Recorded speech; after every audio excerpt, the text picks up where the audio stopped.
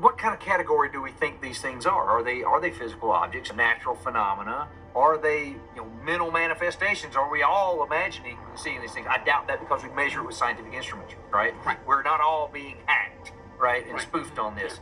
So my thoughts are it is from some sort of intelligent creation, an intelligent construction, meaning it's a technological device. It could be organic, it could be electromagnetic, who knows what. On this hand, it's ours, and on this hand, it's not ours. And the answer lies somewhere in between. So my mind right now is open. If it turns out to be our stuff or some other country stuff, I'm good with that. Okay, I have my answer. If it turns out to be something not from this planet, I'm good with that too. Okay, I have my answer now.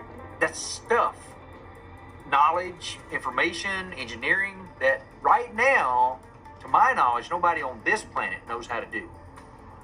Right? So that suggests that it's somebody from some other place has done this, or maybe other time. I think that's an important point. You mentioned earlier the multiple cases. You mentioned the Bethune case. That's from 1951. And you've got these objects moving at very high accelerations and taking off at high speeds. The pilot estimated it is leaving at about 1,500 miles an hour, and it was tracked on radar from Newfoundland at 1,800 miles an hour. This is 2 years before the airspeed record of 695 miles an hour was broken. So this thing is moving 3 or 4 times faster than the airspeed record. There are also now declassified reports, thanks to FOIA, mentioning flying white butane tanks. That sounds like a lot like a Tic Tac to me. And that was the late 40s, early 50s. Let me put this in perspective. Einstein, Rosen, and Podolsky came up with these concepts in the 1905 time frame into later about 1913. So in about 100 years is all that humanity has had a basic construct to say faster than light travel, wormholes, warp drives are even possible. And it wasn't until 1994 that someone was clever enough, Alcubierre, came up with the warp physics that says, okay, well, the physics we've learned since 1905 tells us, okay, maybe it is possible to do what they do in Star Trek and other science fiction movies and books. But that's only 100 to 120 years. Yeah. Not the thousands, universe not is millions. 13.7 billion years old. There's a civilization somewhere near us that's thousands of years old. Their Einstein was 10,000 years ago, for example. So where does that put them now? What if you have multiple civilizations and they have different technologies and they use different things? They do. The other thing that happens is space gets compressed because the distance is shorter. The space isn't empty. You've got about 1 hydrogen atom per cubic meter. So as you compress space at very high speeds, you're no longer flying through a vacuum. You're flying through a cloud at close to the speed of light. It's going to rip your ship apart in no time, unless you have a technology that allows you to travel through matter without affecting it, like we actually see here with crafts moving through the air without sonic booms or moving through water without splashes. We observe that's the other counter that's always given. Data. We made it, guys. We got a lot of great data. And I just wanted to let you guys know, I'm very proud of the way that you guys have performed above and beyond any expectations I could have ever had. We got some great results, and let's start getting ready for the next one.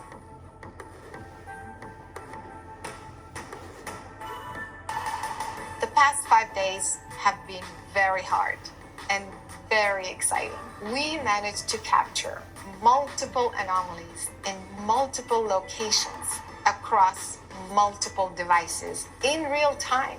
This is a first in the field of ufology.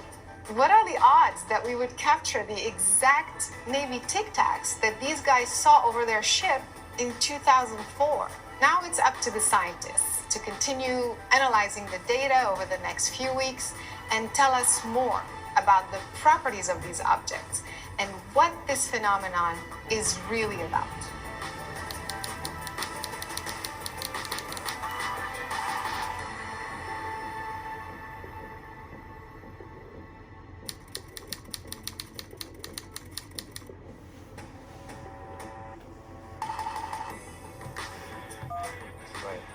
Hey, you guys, we made it. Hey, glad you're here. You're going to need to sit down for this because it's pretty mind-blowing. Wow. So grab a seat. Okay, we want anomalies.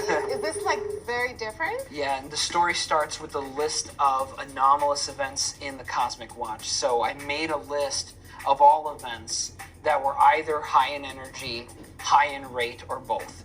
So the highest energy we recorded in the cosmic watch was 43.37 mega electron volts MeV.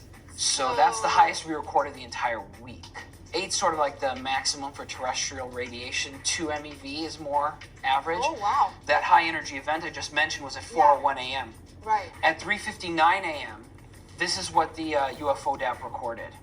There's a hole in the clouds, which is not abnormal to have a hole in the clouds that closes, but notice those strange dots within it. And also, if you go frame by frame, it closes in a fraction of a second. That seems to be too fast for natural cloud formations. For clouds to move in and close the hole, it would have had to be going something like 700 miles an hour. How far away was it?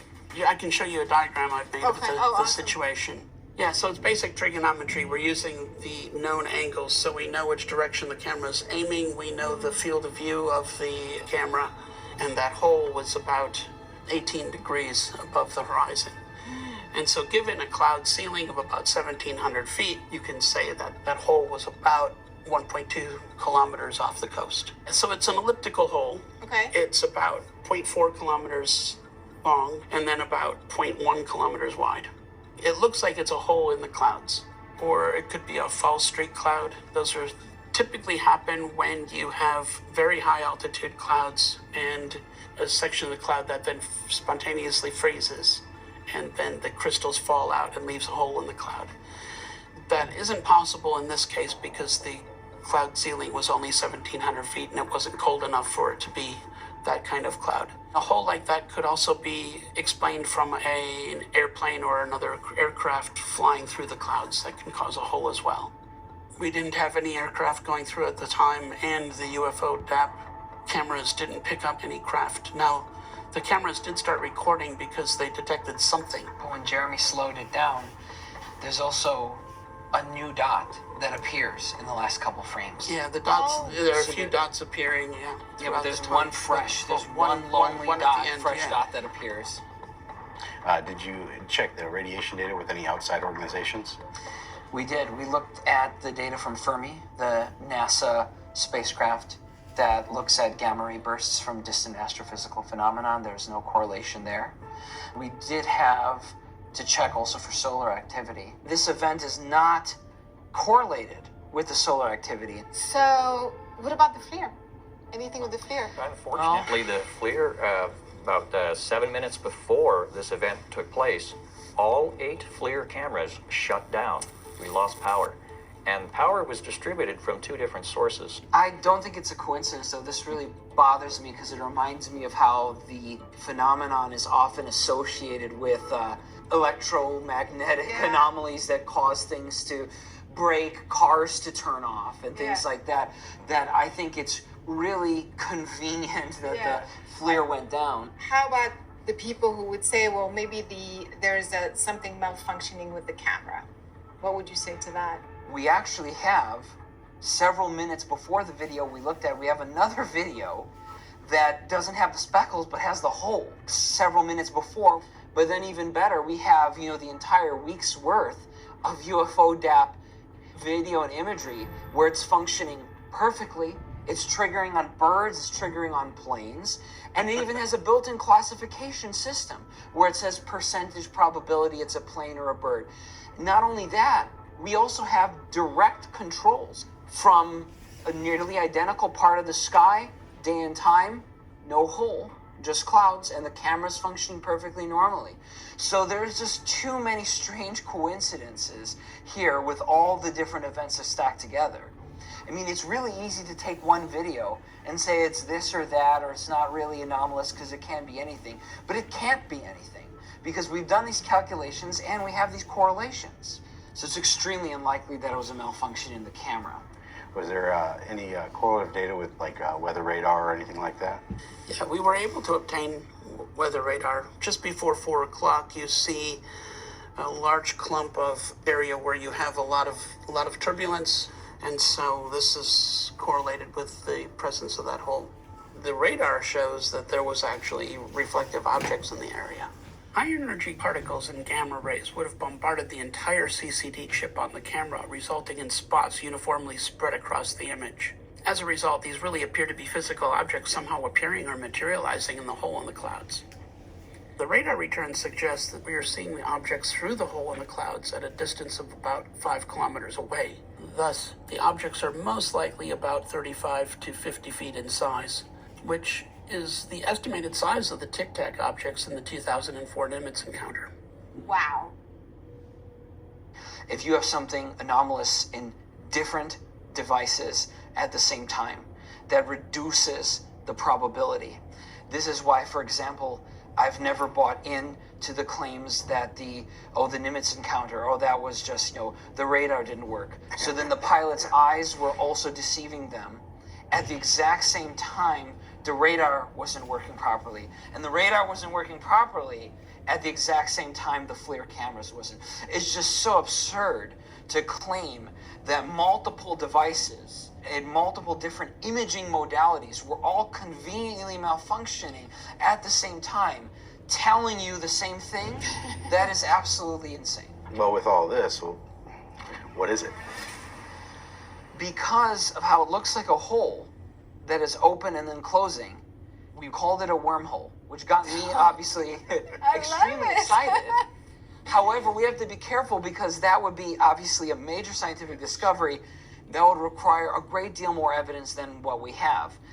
Worst case, if it's not something tied in with our main goal of looking for evidence of non-human intelligence, this is a new phenomenon that no one's ever discovered.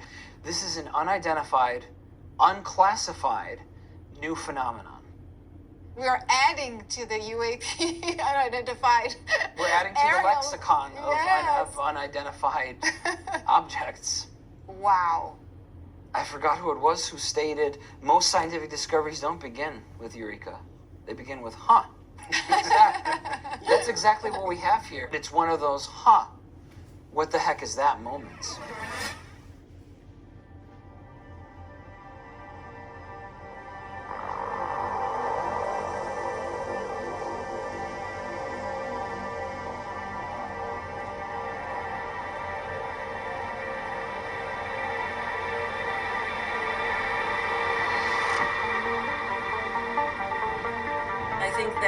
Interstellar travel is one of those things that is not impossible. It's just really hard. And it's not impossible even with the laws of physics as we know them. What's so fascinating is that when I was 6 years old, I thought that wormholes were real for interstellar transportation. I called them portals at the time. They're what got me dreaming of becoming a physicist. And here we are today. We are turning science fiction into real science. We could be heading towards the biggest see I told you so in history.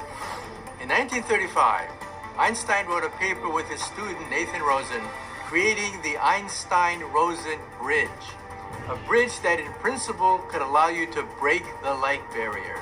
Take a black hole, which basically looks like a funnel, and put two of them back to back.